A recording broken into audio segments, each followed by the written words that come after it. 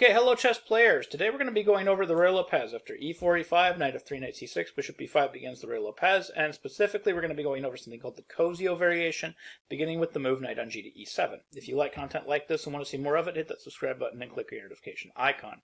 Previously, I did a video on the Cozio variation called Playing for Traps in the Cozio. In that video, I recommended knight c3. In this video, I'm of course also recommending knight c3.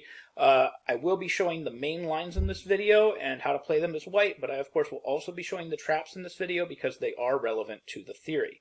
Now, when black plays the knight on g to e7 Cozio variation, a lot of times his idea is just to follow up with a move like g6 and develop his pieces in this fashion. He wants to bring his bishop to g7 and have his knights supporting each other on e7 and c6. Now, it's very similar to the Smyslov variation, where instead of knight e7, they play pawn to g6 instead, but there are some differences.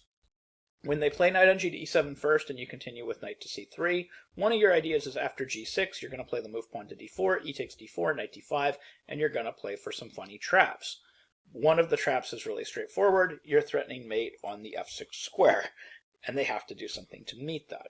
Now, of course, not everybody will play g6 in this position. It is just the most common move. It is also possible to play other moves here. A lot of club players, instead of g6, will play the move pawn to d6, for example, or they'll play the move pawn to a6.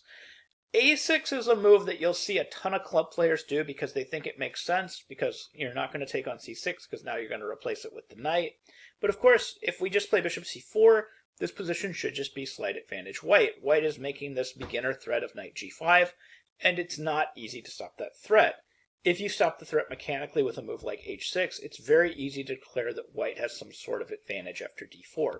As a matter of fact, this actually happened in Alekhine versus Dahan, played back in 1933, and miraculously Alekhine did not win with the white pieces, but this was largely due to several mistakes from Alekhine, which I'll show you right now. That game continued e takes d4, knight d4, knight d4, queen d4, knight c6, and then Alekhine continued with the aggressive queen d5.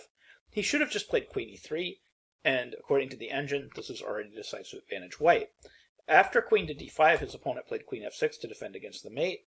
Alekhine castled, castling was fine, and then after queen e6, again, a critical moment, Alekhine should have played the move bishop to f4. The point being that he needs to be able to meet this move knight to b4, which is actually black's threat. Black wants to try to simplify the position and get queens off.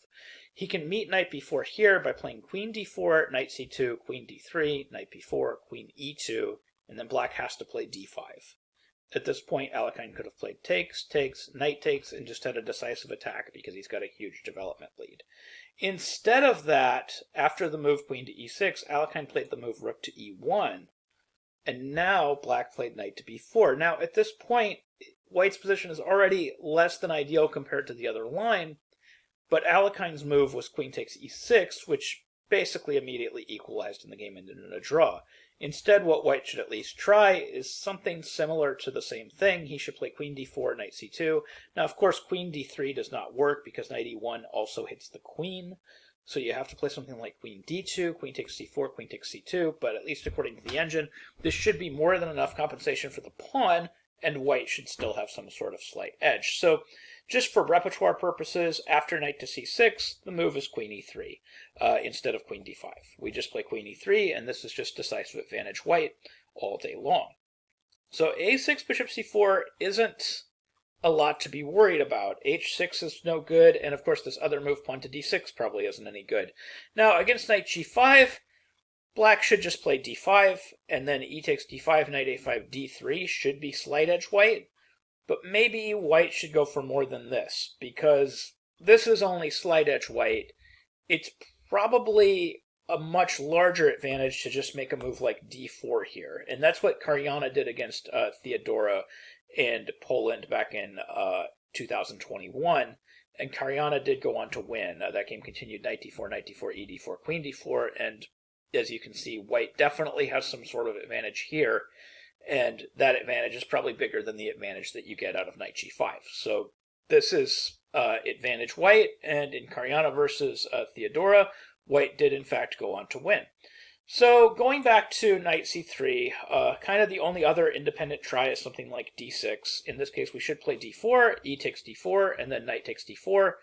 And now the threat of knight d5 is actually kind of huge. If black plays the most natural move in this position, which again would be something like g6, knight d5 just wins on the spot. Again, the threat is just bringing this knight to the f6 square, and that's mate.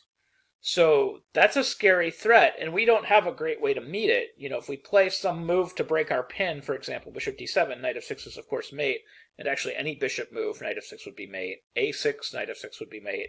So you're left with something like either bishop g7 or knight d5. Now, knight d5, e takes d5, we're triple attacking c6, a6, knight c6, can't take the bishop on b5 because the knight takes the queen, pawn takes knight, bishop takes, that's a fork, and white wins.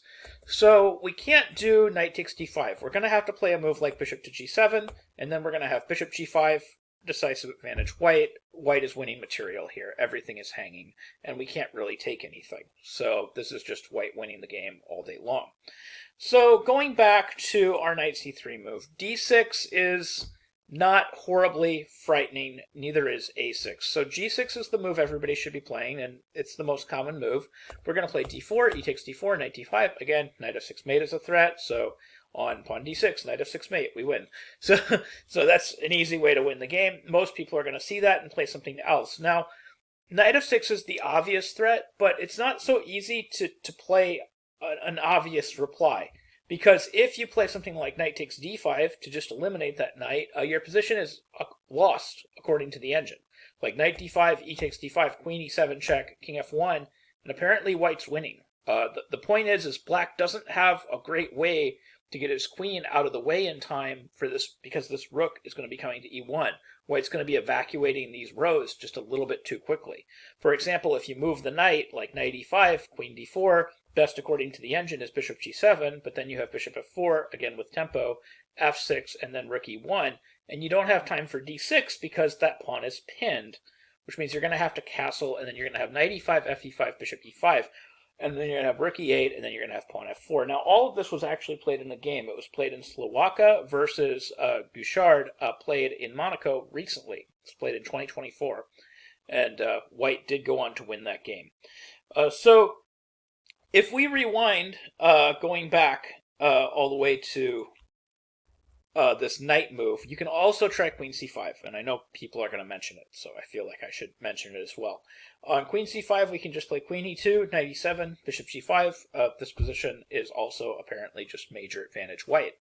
So going back to knight d5, knight takes d5, not a great move. We should be playing bishop to g7, and this is of course what most people play. Now, in my video on playing for traps, I pointed out that bishop f4 was possible, and it certainly is. The point being on d6, bishop g5 just wins the game on the spot, and that's the reason that I played bishop f4 for many, many years, was because usually people won't find the move knight d5 because they know that it was a mistake last move.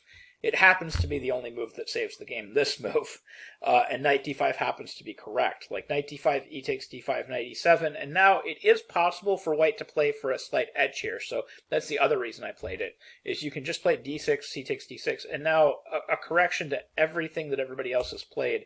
You should be playing the move queen d2, and I will point out it has been played before.